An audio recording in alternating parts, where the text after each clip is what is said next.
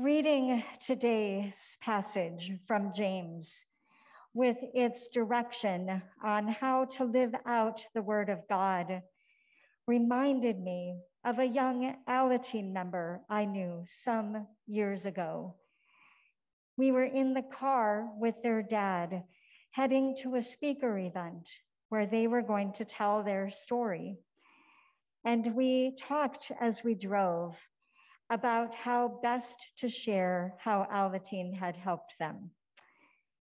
When it was their time to speak, they shared for a bit and then they said, "So how has Alateen helped me?" Well, it used to be that when I was talking to my mom and she made me mad, I would immediately start screaming. Now, when she says something and I get mad, I wait a minute and then start screaming. I'm not sure that this is exactly what James had in mind when he said, "Be slow to anger." But hey, in 12-step programs, one of the slogans we often hear is progress, not perfection. And progress is progress. I wonder how long it took them to end the conversation before screaming.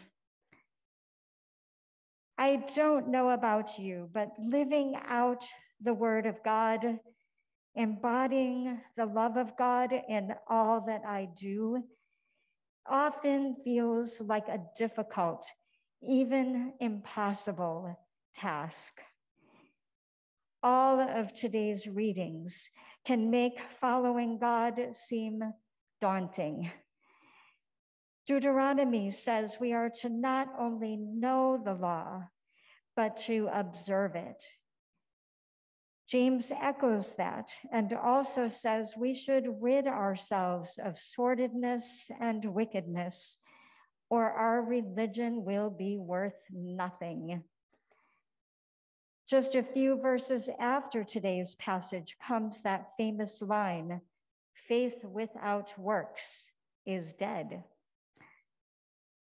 And in today's gospel from Mark, Jesus calls the religious leaders who pride themselves on knowing and teaching the law of God hypocrites, saying they honor God with their lips, but not their hearts.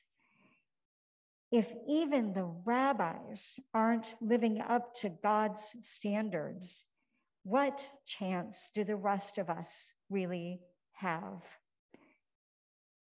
One of reformer Martin Luther's clear messages lifted up in the Reformation was that our salvation, our life with God, is grounded in faith, not in works.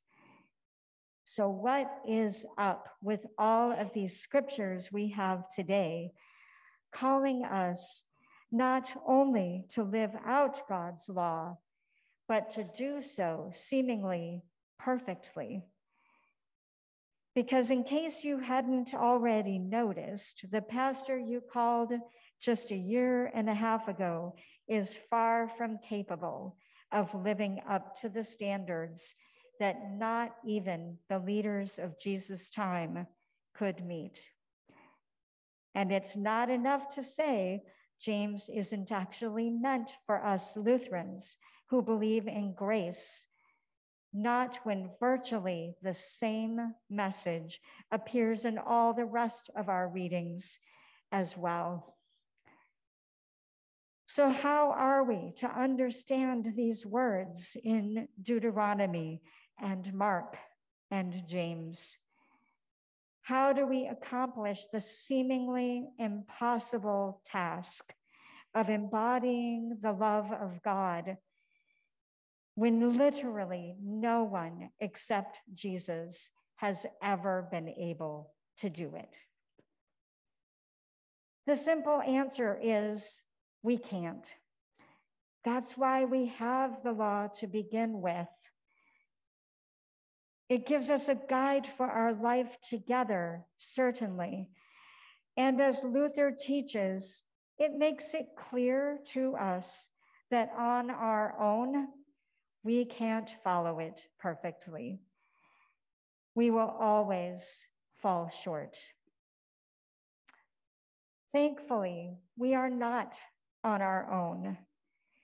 As my young Alateen friend so eloquently demonstrated, following God, living out love and grace happens not when we follow the law to the letter, but when we allow the Spirit to transform us bit by bit from the inside out. That happens often when we least expect it and is most often visible when we look back. Moses tells the Israelites, not just one of them, but all of them as a community, that embodying the law is not about gaining God's approval, but knowing that God is close. James wants the community of believers to know that when God enters in and changes us, slowly but surely, God's love will be revealed in all that we do. Jesus tells his listeners that God's law is not about the lips, the head, but about the heart. And that is God's realm. It's not about being perfect, thank goodness, because we never will be.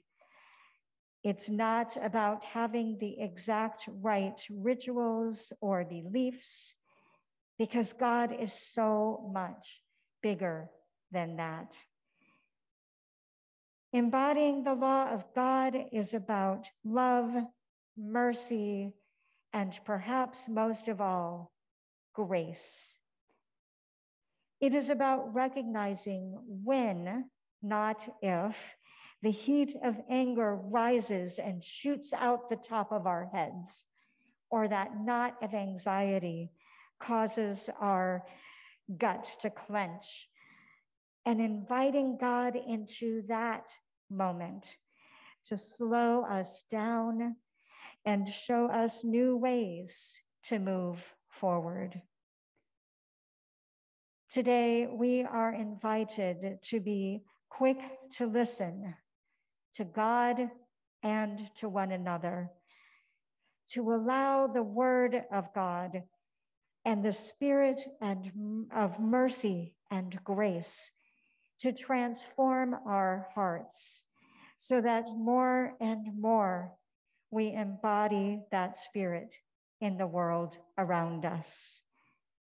To understand that God forms us in community for a reason, so that we can grow together and learn from one another. And above all, to know in our hearts that the greatest commandment will always be love. Thanks be to God.